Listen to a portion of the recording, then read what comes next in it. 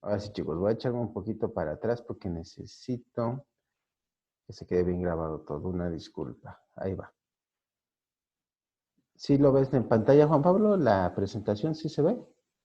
Nada más me ayudas a confirmar eso, Pablo. Profe, ¿Sí se ve? sí, Ah, gracias. Ok.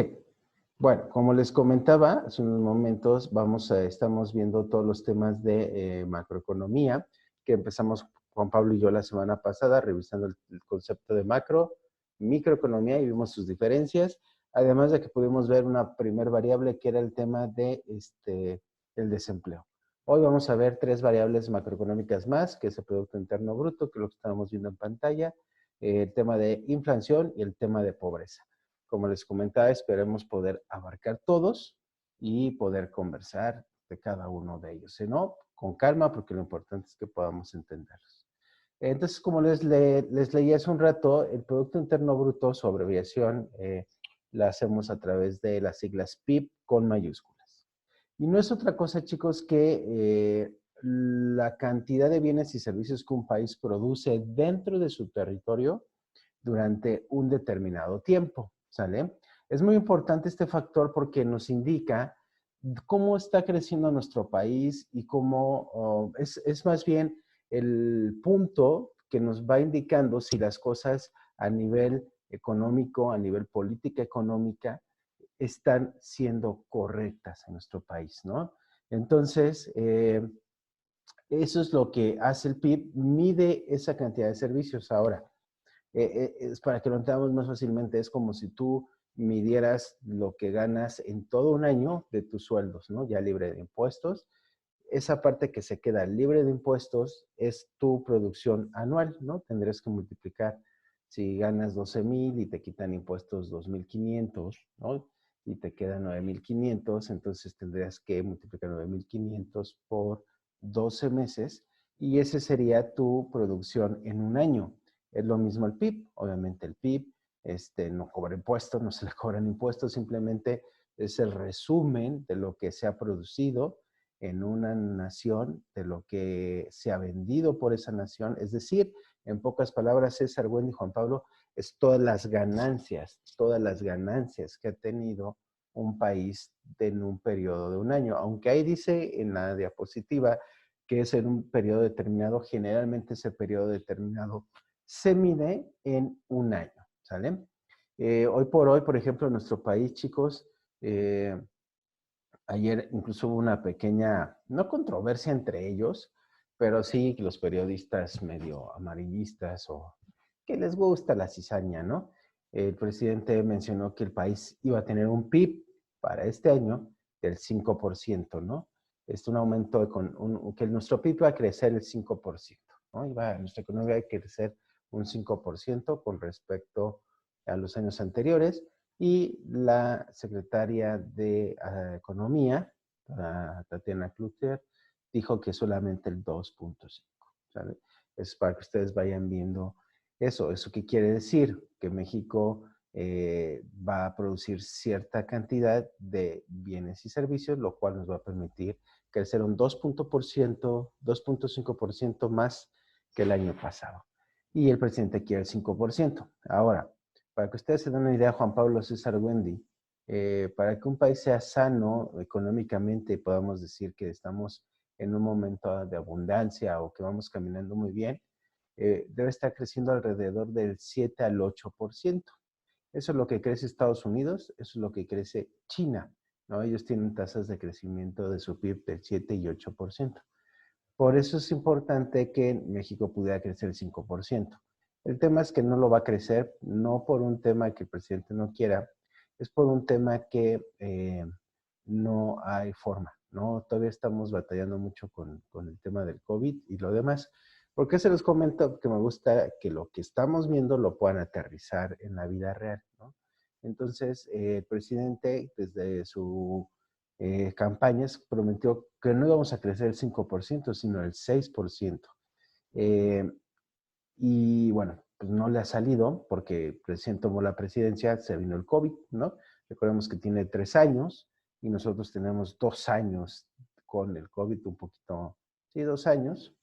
Y el primer año con él crecimos como el 2 punto y algo, si no mal recuerdo, y los otros 2 años México no ha crecido más que punto y algo, evidentemente por la carga de una pandemia y rezago económico importante.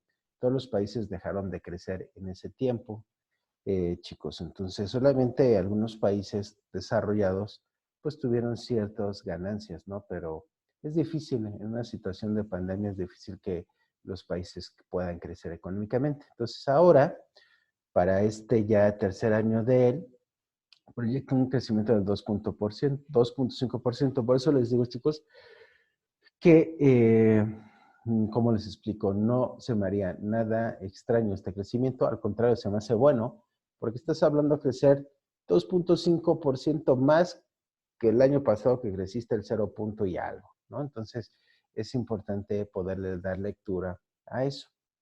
¿Ok? Entonces voy a explicar por qué México no crece más, ¿no? De lo que se esperaría. Dice, ahora, hay formas de calcular, Juan Pablo César, eh, el PIB, ¿no? Hay varios métodos, ¿no? El primero es el método de valor agregado o por el lado de la oferta. Es decir, el PIB se calcula sumando para todos los bienes y servicios el valor agregado que se genera a medida que se transforma el bien o el servicio en los diferentes sectores de la economía o ramas de la actividad económica. En este caso es útil calcular el PIB sectorial o el PIB de cada sector productivo.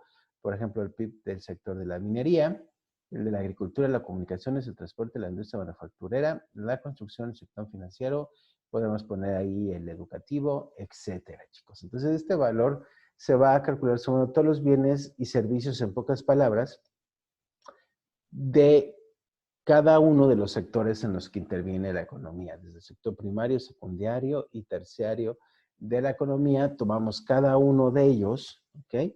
Tomamos cada uno de ellos su crecimiento, cuánto creció la industria automotriz, cuánto creció la industria de los cereales, del arroz, del cultivo, pues, cuánto creció la industria de la minería, la explotación de plata, oro, etcétera, cuánto le creció la industria petrolera, ¿no? Cuánto creció la industria de las de comunicaciones, cuánto creció Televisa, cuánto creció Azteca, ¿m?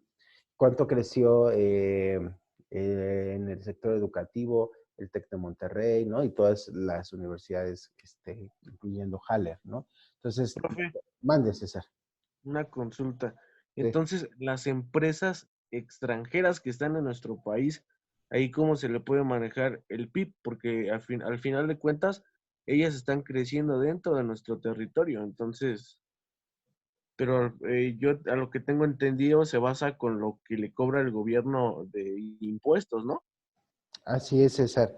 Es una buena pregunta la tuya y si me permites llegar, justamente te me adelantaste un poquito, nada más un poquito, y ahorita te explico eso porque justamente iba a llegar a ese tema. Si me das unos minutitos más y ya te la contesto, César. De hecho, iba a abordar lo que me preguntas, pero déjame acabar de ver los métodos, ¿va? Entonces, acuérdense, la forma de calcular el PIB es a través, número uno, de los métodos del valor agregado o por el lado de la oferta, que no es otra cosa en español que es tomar el PIB de cada industria, lo sumo, contabilizo y tengo el Producto Interno Bruto producido por un año. Está el método de ingreso o la renta. En este método el PIB se calcula sumando los ingresos de todos los factores, es decir, de los factores productivos como trabajo y capital, que influyen en la producción. Ojo, que influyen en la producción, el ingreso del dinero o las ganancias que se reciben a través del salario, los arrendamientos, intereses. Este es otro método, Pablo César Wendy. En el otro sumo todo lo que ha ganado por empresa y en este sumo todo lo que ha tenido que ver con la producción de los bienes y servicios de dos aspectos de los factores productivos, del trabajo y capital, ¿no? Entonces, hay que sumar cuánto ha ganado, por eso está ahí, dice, el ingreso del salario, ¿no? Muchas veces podemos determinar cuánto ha crecido un país por lo que la gente está ganando. Eso es obvio. Si un país crece económicamente, pues es un país que puede pagar más. Entonces, tomamos el tema del trabajo, es decir, el trabajo lo hacemos nosotros y miden cuánto ganamos nosotros. Y el capital, acuérdense que lo vimos en las primeras clases, es la parte de dinero. ¿Cuánto dinero tienes para invertir, no? cuánto dinero está una empresa generando, está ganando, ¿no? Por medio de las ventas de sus productos, de sus servicios, y cuánto dinero está ganado por medio de sus inversiones. Entonces, en base a lo que ganen ellos, en base a lo que están ganando los trabajadores, se puede también llegar a una conclusión de cuánto se ha producido anualmente, ¿no? Entonces, ese es un tema importante que debemos tomar en cuenta. A mí en lo personal, si me preguntan, chicos, yo me quedo con el primer método. Creo que es más objetivo, que cada industria arroje su ganancia y tomar una contabilidad de todo eso. Y bueno, vamos a seguir. La fórmula más sencilla para el cálculo, miren, ahí está una fórmula del PIB, es C, que es el valor total del consumo nacional, más I, que es la formación bruta de capital, también conocida como inversión, G, el gasto público, X es el valor total de las exportaciones, M, el volumen o valor de las importaciones. Entonces, lo que vamos a sumar es el consumo, el ingreso, la inversión, perdón, el consumo, la inversión, el gasto público y las exportaciones. Todo eso nos van a dar costas buenas que nos permitan sumar, ¿no? Eso le suma al país, menos todo lo que importa, todo lo que importa. Entonces, ahí es donde nosotros siempre quedamos muy desequilibrados, porque las importaciones generalmente superan a las exportaciones, el gasto público del gobierno es muy alto, la inversión no ha sido, la inversión extranjera directa o la inversión nacional no ha sido lo mejor, el consumo nacional tampoco se ha movido muy bien en los mercados internos. Entonces, generalmente la importación siempre supera a este punto, ¿no? Hasta este sexenio, con el actual presidente, pues cuida mucho el tema del gasto público, cuida mucho el tema, él lo cuida mucho. Yo no veo que el consumo nacional haya estado creciendo. Creo que por lo mismo de la pandemia, César, Wendy, Pau, Juan Pablo, hemos estado hasta atascados en ese tema. El tema de la inversión no ha sido el mejor, chicos, porque obviamente quiero que entiendan este punto que creo que he podido ver un poquito más con Juan Pablo, aunque se ha quedado grabado en clase porque ha entrado un poquito más, es que el tema que hay muchos empresarios que están molestos. Otro tema en la mesa que hoy ustedes deben de estar 100% siguiendo es el tema de la reforma eléctrica. Hay mucha tensión porque los empresarios extranjeros, que es lo que mencionaba César, que tiene inversiones en México, están muy preocupados porque el presidente quiere regresarle la total soberanía y control de la energía al país, ¿no? A los políticos, a que nosotros tengamos ese control, y no como en el caso de Peña Nieto y de Calderón y de Fox y de Salinas, que lo entregaron a los extranjeros para que hicieran con él, se lo llevaran, explotaran como quisieran eso. Entonces, hay un tema que podemos tener una vertiente si estás a favor o en contra, porque mucha gente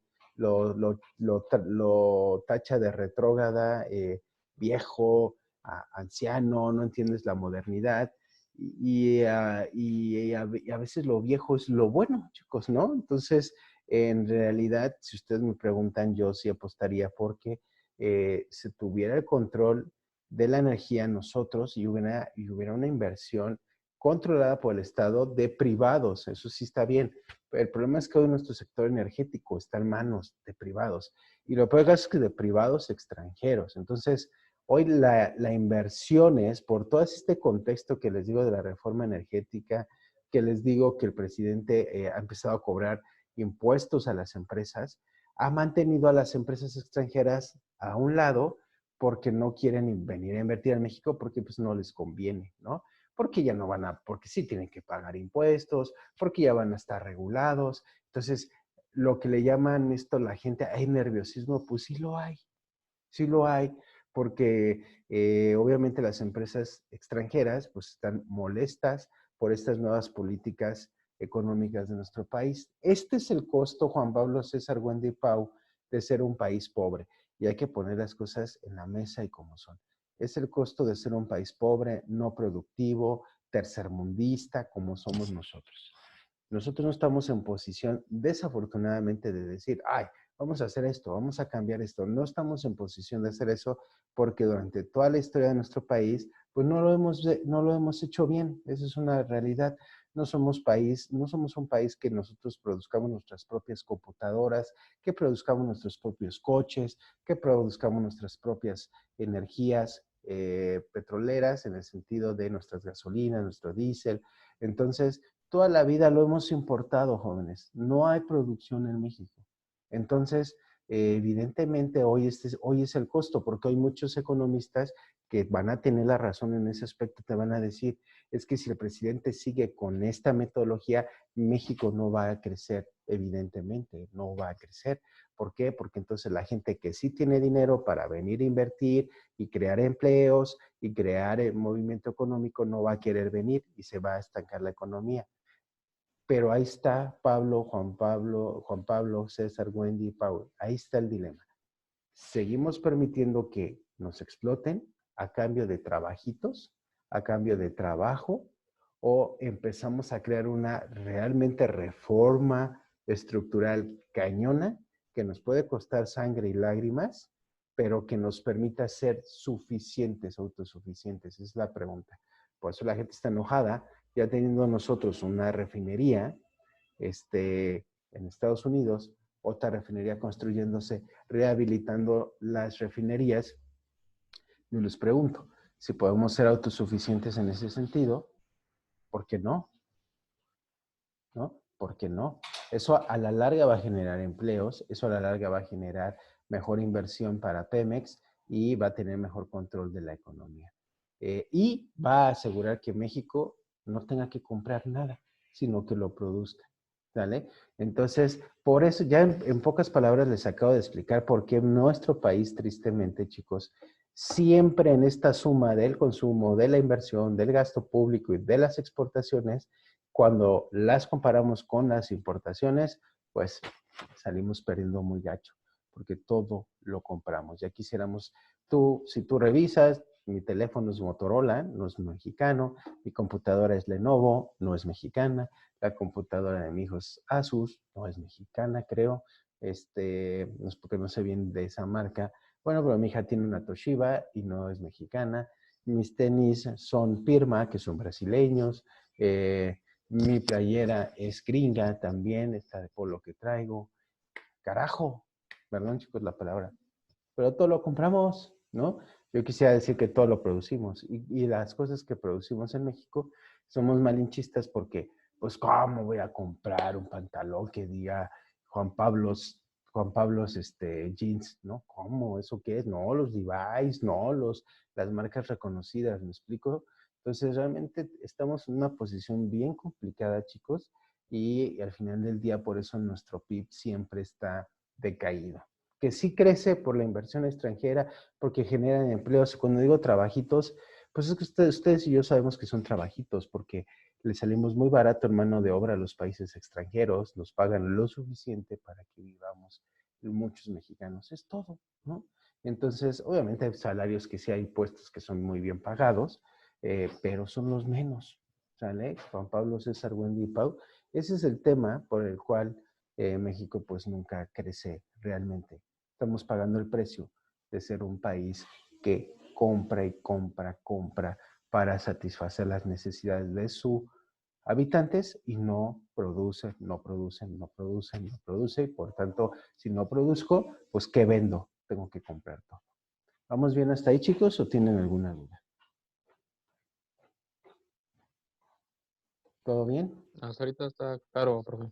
Gracias, Juan Pablo. Dice, el PIB es la renta total generada en nuestro país y comprende también, ahí viene César, la renta generada por los ciudadanos extranjeros que trabajan en nuestro país, pero no la renta generada por nuestros conciudadanos que trabajan en el extranjero, pues esa se computará en el PIB de ese país extranjero. Ahí está la respuesta, mi estimado César, ¿no?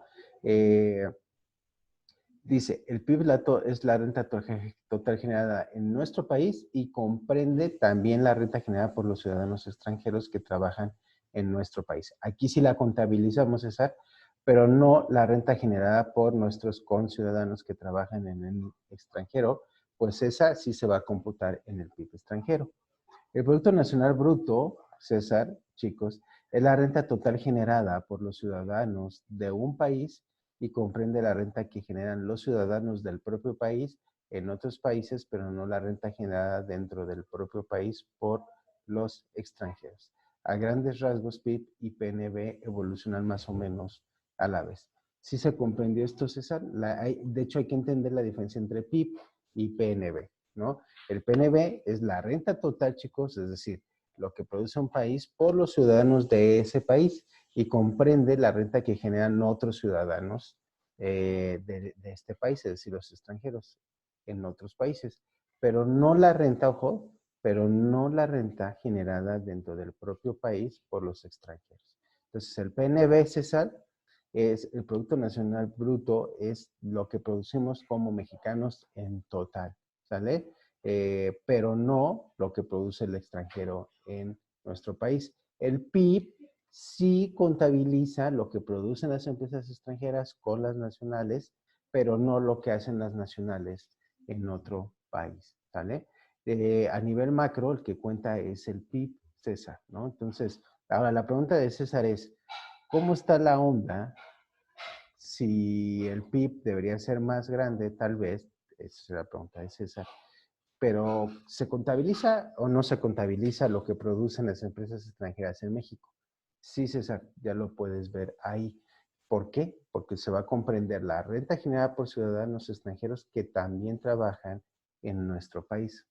Ahora, el tema aquí, César, es que, como tú bien dices, hay una diferencia entre contablemente contabilizarla y otra cosa es si esa inversión se queda en México. ¿Va? ¿Sí me explico, César? Una cosa es que yo diga, toda la industria automotriz generó estas ganancias y de eso algunas cosas se quedaron en el país, pero la mayoría, César, salen, se va reflejado en el PIB de otro lado. Por ejemplo, ahí César, sí nos ayudaría mucho más, posiblemente, César, medir el Producto Interno Bruto desde el tema de lo que, ¿se acuerdan que vimos? El método del ingreso y la renta. Podríamos tomar en cuenta mejor cuántos salarios está ganando la gente que trabaja para empresas extranjeras y cómo está produciendo esas empresas en base a sus inversiones para saber qué de esas inversiones se está quedando en México por completo. Entonces sí tendríamos un pic más claro entre los salarios de la gente de Volkswagen y lo que está invirtiendo Volkswagen en México, que se queda directamente en México. Porque todo lo demás, chicos, aunque contablemente se va a registrar, César, chicos, en los libros de contabilidad de la nación, es real que esa inversión va a salir. ¿Sale? Solamente podemos contabilizar la que se queda dentro. Por eso nos ayudaría mucho y nos ayuda mucho el cálculo del PIB vía salarios, en este caso, y vía, ¿cómo se llama? Factores productivos, inversión que se queda en México. Cuando queremos ser muy específicos, César, de que queremos saber hacia detenimiento el PIB. Si realmente, pues yo les decía al inicio de la clase, nada más quiero conocer el PIB a nivel global, o sea, de México en global, pues uso el primer método, la suma de las industrias y se acabó. Ya sé cuánto producí de Producto Interno Bruto a nivel nacional y ya tengo ese dato. Si quiero un dato más profundo, más estadístico, probablemente más detallado, me ocupe usar el segundo método, ¿sale? ¿Por qué? Porque como bien decía César, una cosa es que lo podamos escribir ahí. Esto lo produjeron todos los nacionales y extranjeros en México en un año. ¡Qué padre! Ahora, la pregunta es, ¿qué de eso se quedó realmente en el país? Que puede estar registrado que eso lo produjo México, pero nada más. Las ganancias, ¿a dónde se fueron? ¿Me explico, César? Sí, profe. Bueno, realmente esa era como que mi duda, porque al final de cuentas digo, bueno, vienen empresas extranjeras a México, invierten, pero no toda la inversión se queda en México, sino solamente se basa en lo que usted comentaba, salarios e impuestos, ¿no? Que es con lo que se tiene que manejar el PIB. Así Al es. final, al final de cuentas, sus inversiones tienen que retornar del país, tienen que salir del país. Entonces, esa era mi duda, porque al final de cuentas México es el que está produciendo el producto, ¿no? Uh -huh. Está produciendo las ganancias. pero al final de cuentas no todo se queda aquí, sino sale, ahora sí que el porcentaje que le toca salir del país tiene que manejarse así. Entonces, lo único que se maneja aquí en México sería el salario de las Ujú. personas mexicanas que producen el producto y los Así es, mi César, ¿no? Y si por ahí, César, a eso agregamos que tenga una inversión alguna de esas empresas directamente en México y se esté quedando aquí, bueno, pues ya será otro cantar, ¿no? Pero en realidad la pregunta de César era muy bien pensada y muy bien razonada. Por eso es que México no crece, ¿sí? Al final del día, el comentario que nos hace César y lo que estamos platicando, pues es real, ¿no? No crecemos económicamente porque es el castigo de no producir nuestros propios bienes y servicios, sino que tenemos que estarlos comprando de afuera o tienen que venir a producirlos a México porque somos baratos, es la verdad, porque tenemos un nivel de educación paupérrimo y le permite a otros países invertir aquí, pagarnos lo que quiera y al final del día ellos son los beneficiados porque los montos de ganancia son para ellos, ¿no? Entonces, ay, México exportó tantos coches de Volkswagen, qué padre, brother, pero todo se fue a Alemania. Esa es la verdad, ¿no? Esa venta de exportación, ¿qué? Pues si fue para Alemania. Todo lo que México vendió de coches para afuera, se vaya, y es lo que no te dicen los economistas de hoy, ¿no? Se enojan, se emberrinchan, pero no dicen la verdad, nada más quieren apoyar al gobierno, que en su caso era el de Peña Nieto y los otros, para mostrarte que antes sí había crecimiento, porque antes sí había inversión, y ahora resulta que ya no la hay, porque este presidente se ha puesto perrito, por decirle una palabra coloquial, chicos, y entonces, ¿cómo es posible, no? Bueno, pues sigamos entonces, yo siempre lo he dicho, sigamos entonces dependiendo de otros países, sigamos dependiendo de lo que hagan los otros países para nosotros estar bien. Esa es la verdad. Los únicos países que son empresas orgullosamente, muy orgullosamente mexicanas, y hay que ver si andan bien en impuestos y ya saben el tema, pero pues afortunadamente Bimbo es una empresa no solo mexicana, sino transnacional, ¿no? Las empresas algunas empresas de Carlos Slim, ¿no? Desafortunadamente toda nuestra cervecería ya está vendida al extranjero, la Moctezuma, la Cuauhtémoc, todas están vendidas, tristemente, ¿no? Entonces es bien difícil encontrar una empresa mexicana que digas, wow, o sea, esta empresa es mexicana y produce tanto empleo, no solo aquí, sino en otros países, ¿no? Vas a buscar, vas a encontrar, pero bien poquitas. Mande, César. Es como lo que pasaba con Jugos del Valle, ¿no? Que Jugos del Valle estaba produciendo empleo mexicano, pero pues al final de cuentas llegó una empresa extranjera y lo compró, que Así fue es, Coca-Cola. exactamente. Y pues ya valió cacahuates, como decimos coloquialmente. Entonces, como pueden ver, Juan Pablo, César, Wendy, Pau, pues estamos, sinceramente, si somos honestos, estamos en una posición complicada económicamente, somos un país dependiente, sí creciendo, pero pues con migajas, ¿no? Crecemos con migajas, esa es la verdad de lo que recibimos de otros países en nuestro país y es muy triste, es muy, muy triste comentarlo, pero pues es la realidad, ¿no?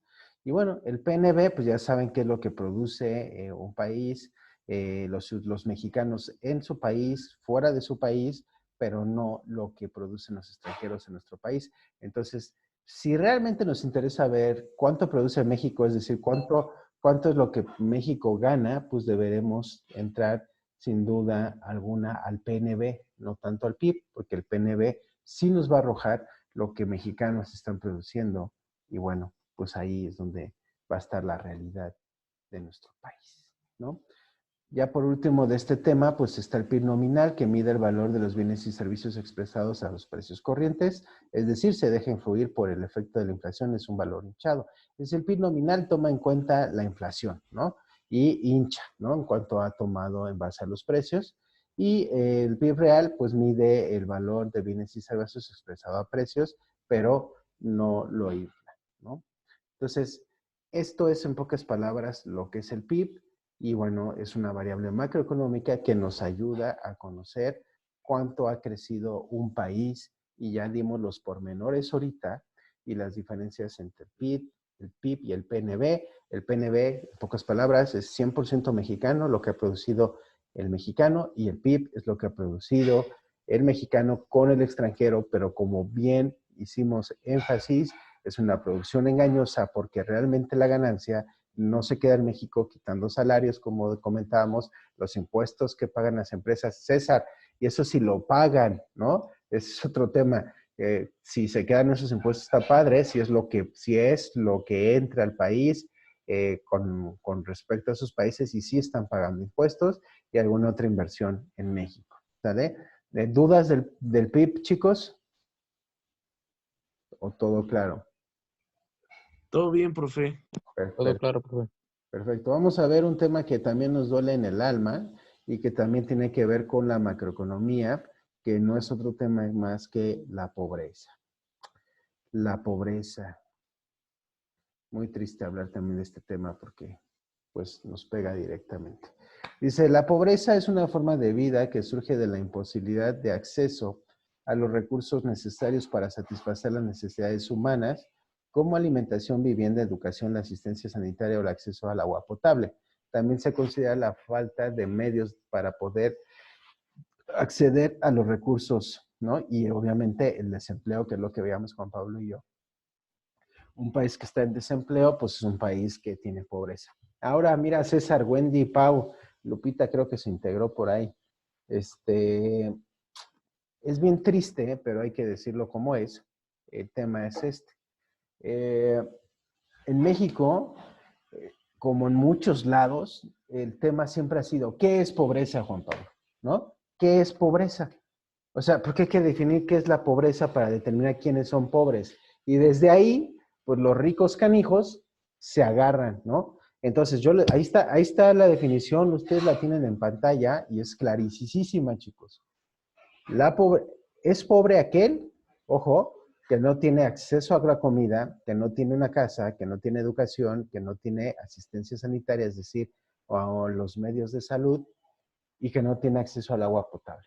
Escúchalo bien, Juan Pablo, César, Wendy, Pau, Lupita. Si hay alguien que tenga acceso a eso, no es pobre. Y ahí no estamos hablando de cuánto mide su casa.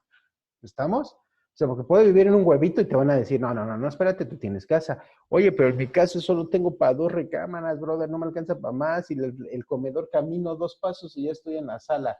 Camino 2 pasos y ya estoy en el comedor. Camino 2 pasos y estoy en la cocina. Camino 4 y ya llegué a la primera recámara. Camino 2 y ya llegué a la segunda. Tenemos un baño para todos. Bueno, lo que te va a decir el gobierno es, tienes casa, Juan Pablo, tienes casa. Y además, ¿cuántas veces comes al día? No, pues 3, pero pues nada, o sea, a veces un huevito, a veces repetimos el huevito en la tarde y algo en la cena. Ya comiste 3 veces. Hay una escuela secundaria aquí cercana, primaria aquí, sí, ahí está, tienes educación. Eh, tu esposo es obrero, pero está dado de alta en el IMSS, pues tienes salud. Oye, ¿y abres la llave y te sale agua? Sí, pues entonces tienes agua. Tienes agua, no eres pobre. ¿Va? Sí, esa es la definición de pobreza. Entonces, si nos queremos comparar con los ricos, nos van a decir, estás mal, estás mal. No puedes compararte con la gente que vive en Lomas de Chapultepec, que su casa son de 600, 800 metros cuadrados de construcción, que tienen albercas, que tienen azulejos en los baños, mármol en los baños, cosas hermosas, porque pues ni ellos no son pobres, pero tú tampoco lo eres, ¿no? Entonces siempre ha sido un tema de, wow, no, si yo me comparo con Luis Miguel, soy pobre, hermano, ¿no? Entonces, pero te van a decir, pero pues, no te compares con Luis Miguel, o sea, pues sí, no eres pobre porque tienes eso. Si ven cómo estoy siendo un poco sarcástico, mi César, porque lo que estoy diciendo es, ¿qué diablos idealmente quién puede dar una definición clara de pobreza? ¿No? Esa es la verdad, ¿no? Porque si nos vamos a limitar a que la pobreza es que yo tengo un huevito de casa, que pueda comer algo 3 veces al día, que tenga acceso a una educación que me da el gobierno, pero que tenga el IMSS o el ISSSTE, aunque eso representa un mal servicio médico, y que tenga agua en mi casa, pues ya no soy pobre. No sé, yo les hago la pregunta a ustedes. ¿Ustedes están de acuerdo con esta definición o le cambiarían algo? El que quiera ayudarme a participar. Yo siento que sí está bien definida, profe, pero yo le aumentaría la mentalidad. O sea, ¿tú sí Al final, estás de acuerdo, César, que una persona que tiene todo esto no es una persona que no es pobre?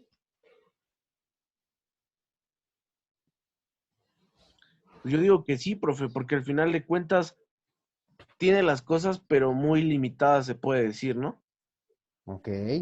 Entonces, tú sí dices, sí, va. ¿Y mentalidad por qué? ¿A qué Por- te... Ajá.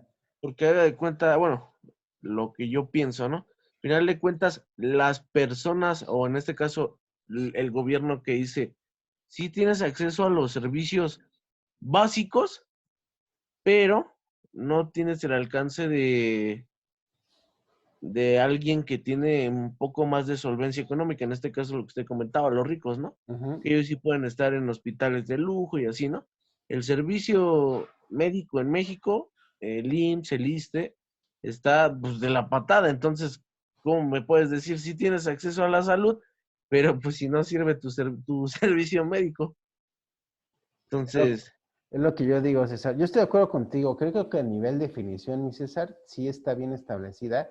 Híjole, pero yo sí más bien como tú le agregaría parámetros, KPIs, indicadores, ¿no? Porque me encanta la imagen, si la ven, Juan Pablo, Wendy, la imagen que dice interesante, ¿no? Es sarcasmo total. Dice interesante, la distancia entre ricos y pobres es más pequeña de lo que creíamos. Pues sí, porque esta definición nos permite entender que pues en realidad no hay mucha diferencia entre Carlos Slim y yo, ¿no? Por eso yo les decía, ¿están de acuerdo ustedes con esta definición? Yo estoy de acuerdo, como dice César, pero sí le agregaría, oye, la alimentación, pero con estos alimentos, papá.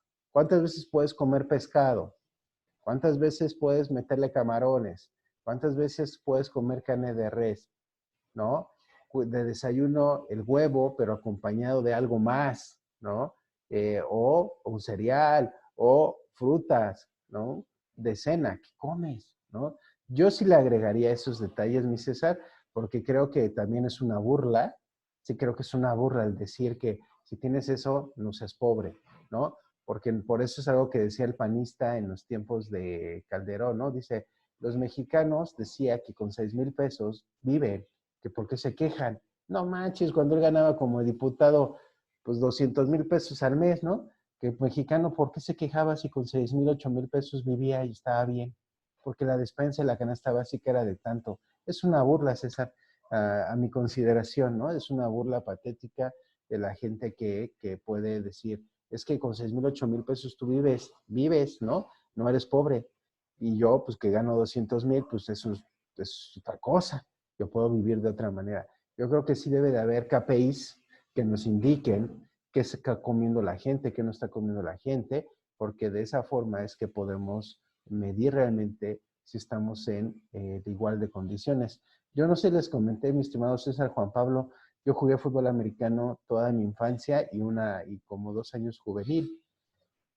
Y en aquel tiempo yo jugaba en Dragones Rojos de Cuautitlán Izcalli, que hoy en día le han metido mucha lana a ese equipo y es una de las organizaciones económicamente más poderosas. Hace mucho tiempo que yo vivo en Querétaro y que dejé de jugar fútbol americano. Yo dejé de jugar a los 16 años, empecé desde los 7 y obviamente de mis 16 a mis 40 años de hoy han cambiado mucho las cosas en Dragones Rojos y hoy tienen un estadio precioso, un gimnasio hermoso. Lo sé porque amo ese equipo y lo sigo por redes sociales y veo los avances y digo, puta, yo nunca jugué con eso. Y me frustro, perdón, soy muy pasional al momento de dar la clase, ¿no? Y digo, yo nunca jugué con eso, qué tristeza y a la vez me emociona mucho de que hoy los jóvenes puedan jugar. Pero yo te voy a decir una cosa, mi César, cuando jugaba yo y jugábamos contra los Bucaneros de Satélite, contra los Redskins de Lomas Verdes, contra, contra equipos en ese nivel, en ese tracto económico ubicado en Satélite, en Lomas Verdes, en Chiluca, que es gente con un nivel económico muy grande. Perdóname, César, yo siempre he tenido buen acceso a buena comida. Mis papás me daban de comer muy bien, huevitos, carnita, pescadito, leche, ¿no? Pero cuando llegábamos a jugar con esos canijos, medían el doble, estaban el doble de fuerte. ¿Por qué? Porque simple y sencillamente tienen acceso a otros productos que yo no tenía. O sea, ellos les compran vitaminas, les compran complementos alimenticios caros, ¿no? Que los ponen poderosos, les invierten a la mejor a la vez que están jugando fútbol americano, les pagaban a muchos un profesional de hacer ejercicio en lo particular, ¿no? Alguien que los pusiera a tope. Y nosotros no, César. Y cada vez que jugamos contra ellos, sí nos llevábamos unas palizas, porque, o sea, aguantábamos bien los primeros cuartos, pone 2 cuartos, al tercer cuarto ya estábamos cansados y obviamente ya nos doblaban. A veces había categorías como yo, que fui campeón varias veces, porque como todo, como en el fútbol, hay niveles, ¿no? A veces estás en la zona A, en la zona B. En la zona B generalmente éramos campeones, los Dragones, porque jugábamos contra equipos más débiles que nosotros. Entonces, ganas, eras como un ascenso, ¿no? Este año Dragones Rojos ganó en Irons, la categoría Irons, el campeonato, sube a la zona para jugar contra Redskins y ellos, ¿no? Entonces, en la A, pues claramente perdíamos, ¿no? Pero llegábamos a ser campeones en la A, sí, César. Pero ¿sabes qué? ¿Sabes cómo éramos campeones? Cuando el talento era muy grande en Dragones. Cuando nos juntábamos un grupo de chavos que éramos fregones, porque yo era muy fregón para el americano, chicos.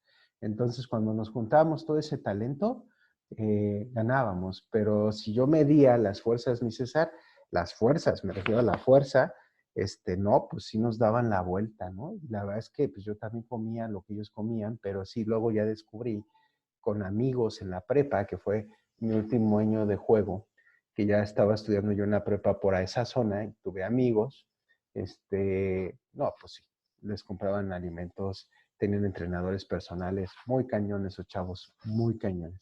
Entonces, hay que entender que sí hay una diferencia y ya para concluir el día de hoy, porque tengo que dejar 10 minutos libres entre clase, eh, pues sí, estoy de acuerdo con César, ¿no? Alguien que tiene casa, que tiene agua, que tiene acceso a a los médicos, que tiene educación, tiene vivienda, pues al final del día y puede comer, no es pobre. Eso es realidad, sí es una realidad. Pero vuelvo al tema. ¿Contra qué lo estamos midiendo? ¿Contra qué lo estamos contrastando? Y entonces probablemente ahí pues ya no salgamos tan bien parados. En la siguiente clase terminaremos de ver estas, ¿va, chicos? Para que no me dio mucho gusto verlos. Yo creo que a Juan Pablo también, porque luego estamos solitos. César, gracias por participar así. No esperemos verte la siguiente semana. Y obviamente también a Pau, a Wendy, a Lupita, para que puedan seguir enriqueciendo nuestra clase. ¿Vale, chicos? ¿Algún comentario final? No se lo pierdan. Vamos a terminar de ver todo lo que es el tema de pobreza y el de inflación. ¿Vale? ¿Algún comentario, duda de lo que vimos hoy, chicos, del PIB y bueno, de esta pequeña introducción a la pobreza? Muchas No, gracias, profesor. Es que no, de repente no me puedo conectar por el trabajo, pero sí veo las clases. Muchas gracias, Pau. Qué bueno verte por aquí. Esperamos que puedas conectarte. Gracias. Gracias. ¿Algún comentario más, chicos? ¿Alguna duda? ¿No? Ahora estás muy callado, Juan profe. Pablo. ¿Y eso por qué es tan callado hoy, Juan Pablo? Al principio de la clase porque estaba comiendo, salí tarde del trabajo. Ah, ok. Ya después pues, estaba comprendiendo bien los temas, así que no, creo que no hubo necesidad de, ¿cómo se llama? De una retroalimentación. A lo mejor nomás en el último de la pobreza le agregaría también que no aplica para necesidades secundarias. Ok. Ya sería todo eso. Gracias, Pablo.